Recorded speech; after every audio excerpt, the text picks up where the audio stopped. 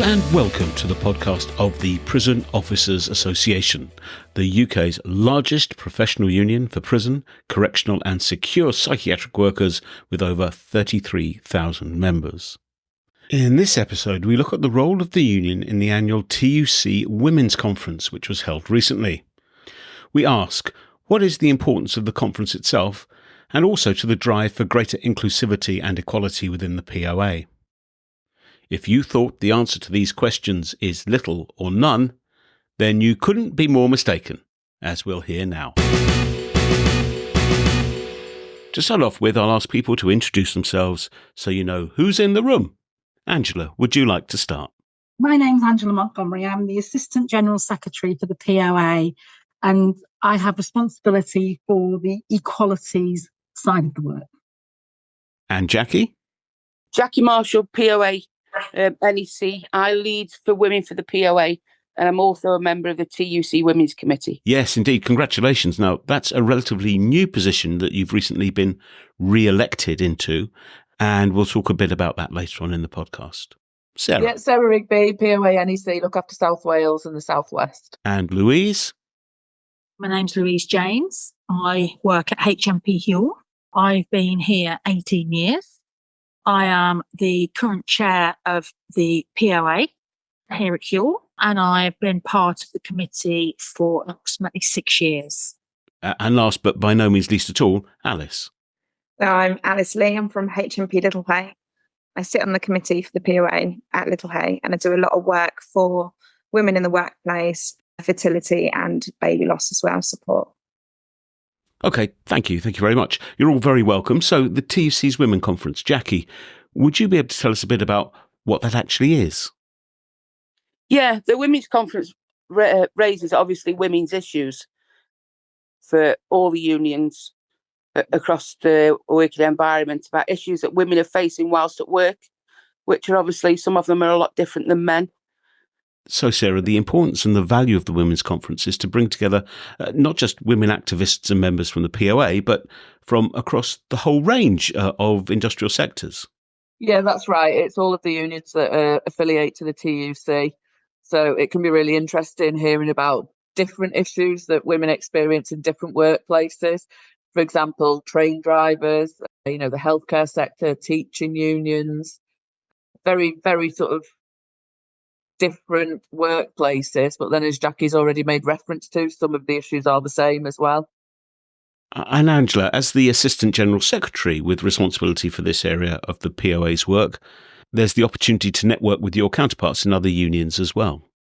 Yes, I think it's a really good opportunity for women within the trade union movement to make link with other members of trade unions who work in other workplaces, and to see the commonality that there is there. So, for example, the provision of flexible working, which is now a day one right to request, applies to us all.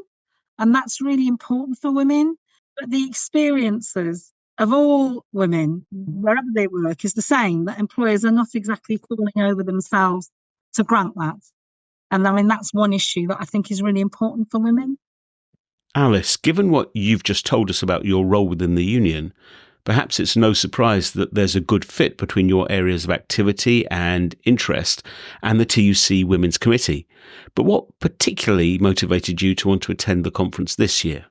I think firstly, it was just another huge experience that, it was an opportunity that I really wanted, the opportunity was there and I just wanted to grab it with both hands. But not only that, but to network further as well within my own POA delegates, with the others, get to know other like-minded people as well across the TUC. And then the opportunities to actually share some of my own story where relevant and see how we can continue the work and sort of make changes for women and men going through the issues that I sort of recommend. But yeah, it was just an opportunity.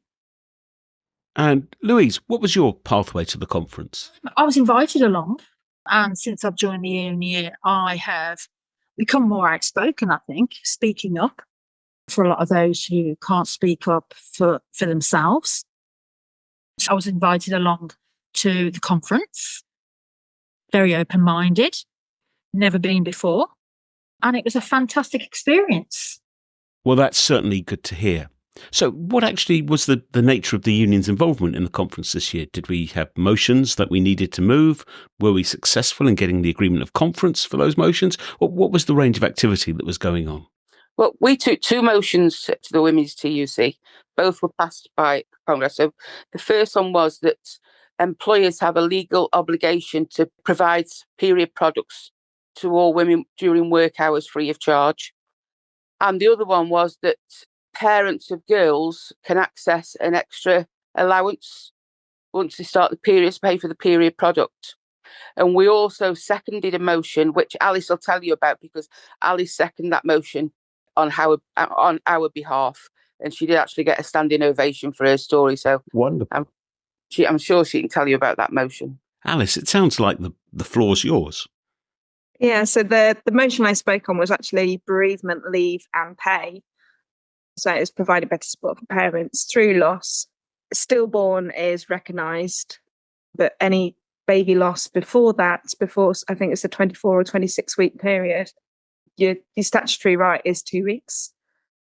So for me to speak from a personal point of view, share my own story on working through baby loss, and then from my husband's point of view, who's also in the service, again, it was just an opportunity to raise awareness and just share. And then, the standing ovation at the end just took my breath away. I'm not going to lie. Wow. I just imagine that's partly acknowledgement of the importance and the weight of the issue, but also an acknowledgement of your bravery and clarity of the way you've expressed yourself. That must have been a really special moment. Definitely. And Sarah, I understand you were asked to move the vote of thanks to the conference chair. I mean, being invited to deliver the vote of thanks is not insignificant at all because, of course, it could be any delegate from any union. And the POA is not the biggest of unions, despite having high density in the areas in which the union organises. So how did that come to be, and what was the experience like?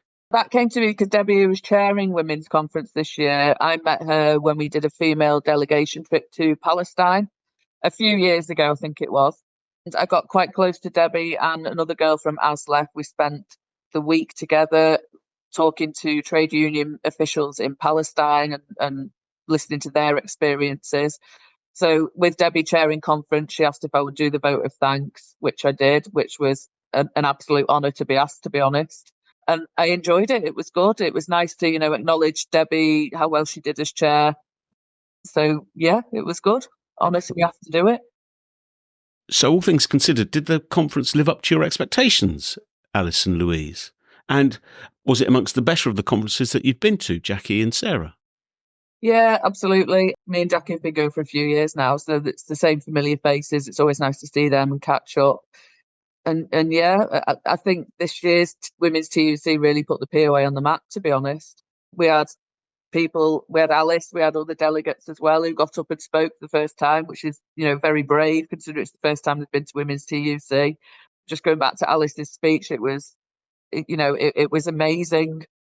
And, there were other women sharing similar stories as well. It was probably the most powerful motion out of all of them, to be honest, because there was just real understanding of shared stories, of shared experiences. Sadly, I think it was a fairly common theme that employers could do more to support women going through that. But it's powerful when you hear it right through the trade union sector and not even just through your own union.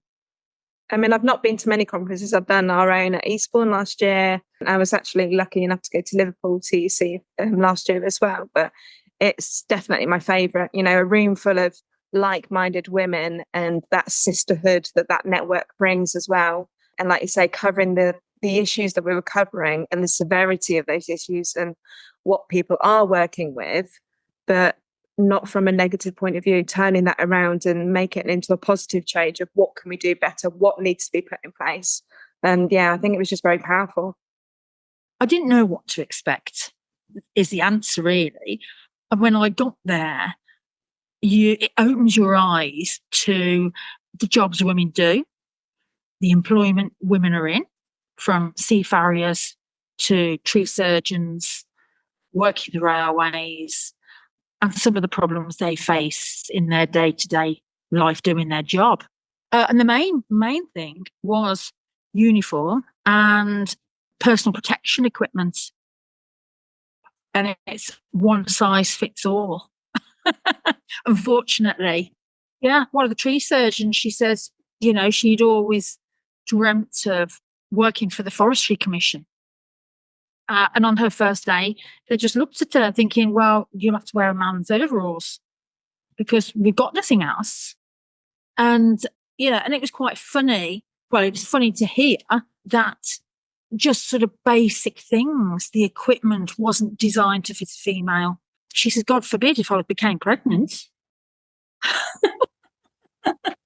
You said that the conference this year, Sarah, put the POA on the map more firmly than ever before.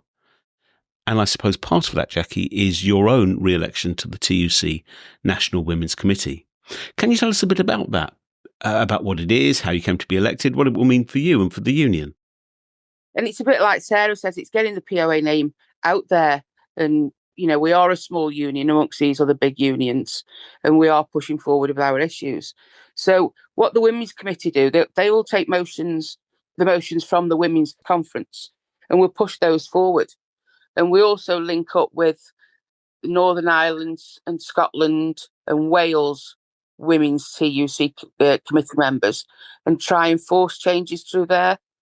We'll get together with them. Like last year, there were things about carers, because there's issues with work-wise with people who are carers. One, a lot of them don't actually know that they are carers.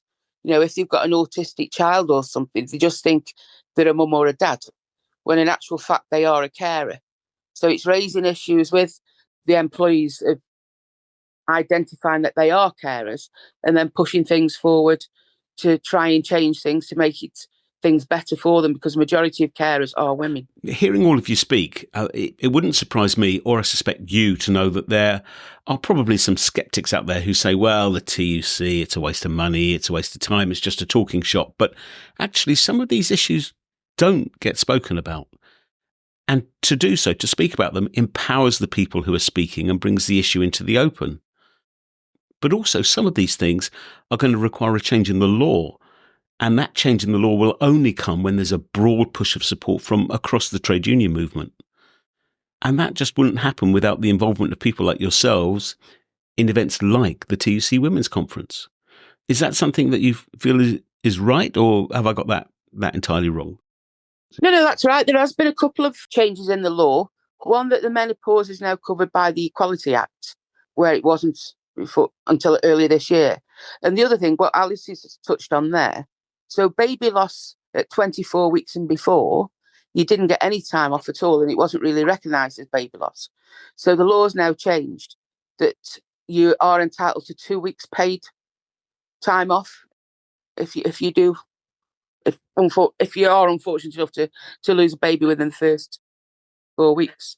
And there was another change in the law, I'm not sure if it was last year or the year before, saying that if somebody's on maternity leave and the baby goes into hospital for neonatal care, maternity leave actually stops and neonatal care kicks in for 2 weeks.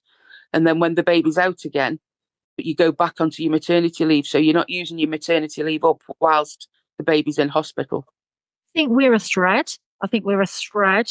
And the TUC joins up a lot of threads of other organisations, of other unions, national unions, bringing all those unions together and supporting, the smaller unions and ultimately the members of those unions. So real progress has been made as a result of networking with other unions and those unions collectively applying pressure to government. Now, as we come to the end of our conversation, and to put you all in a slightly difficult position, could I invite you to think of one thing, or the most important thing, that you took away from the conference? What would that one takeaway be, and why does it matter so much? Sarah? I think just the shared experiences, like like I made reference to before, from women, across so many different occupations and workplaces. I think, it's easy to lose sight and just think you're the only workplace going through those issues when actually you're not. And just to go back to what you were saying before about the TUC, there's just so much more power in all of the unions coming together rather than just the POA trying to fight something in isolation. It's quite a unique experience. So many women coming together in one room with all their different experiences, all their different ways of dealing with things, the different angles of advice they can offer. It's quite a unique experience, and it's one that's good to be a part of. Thank you. And Jackie, what would your one thing be and why? For me, I find with the Women's Conference and other females in history, I think when women get together, they can make positive changes and they can be very powerful in making those changes. And it's things like the Women's TUC that do get them together. I mean, when we look back in history at things that women have done and changed history completely, you know, for example, Rosa Parks getting on the bus with the separation laws when black people in America used to have to give the seat up to a white person. Yep. Rosa Parks refused to do that. So there's all things like that, history and TUC Women's Conference, that give women power and push them forward, because, you know, we can do anything. We're powerful together.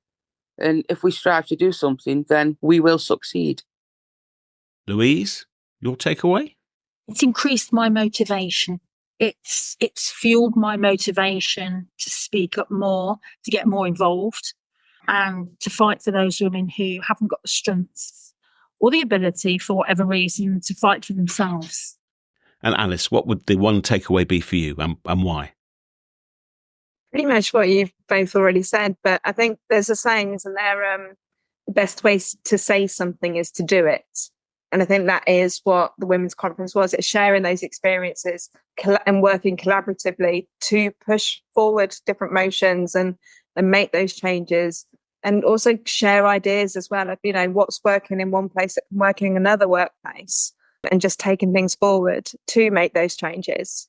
Excellent. Thank you. Angela, kind of last word to you, really, I suppose, in terms of what the takeaway would be for you, but also just to reflect on the importance of the TUC Women's Conference in the day-to-day concerns of the POA. And the takeaway for me would be the fact that women find it such an empowering experience. And it's lovely to see people who you've seen, you know, say 3-4 years ago, get up and speak. And you can see the journey that they've made over those 3-4 years. And I think, you know, that is priceless, really, because they will then take that back into the workplace. And I suppose the other issue for me in terms of the importance of it is the prison service has traditionally been a very male-dominated workplace. And I think in that context, it's really important that women trade unionists are given the opportunity to make those contacts, to do the networking, and to feel empowered in their own space, because that's not an opportunity they get very often. So, yeah, and I think it was a brilliant conference this year. I think it was one of their best. My thanks to Jackie, Sarah, Angela, Alice, and Louise. If you want to find out more about the union's continuing work on gender equality, please visit poauk.org.uk, where you can also find information on how to join the union if you are not already a member. You can find links to some of the organisations supporting women and families with baby loss and fertility issues in the notes for this episode, which are published on the platforms that carry this podcast. Thank you for listening. I hope that you have enjoyed and been informed by what you have heard, and will join us for the next episode of the POA podcast. Thank you and goodbye.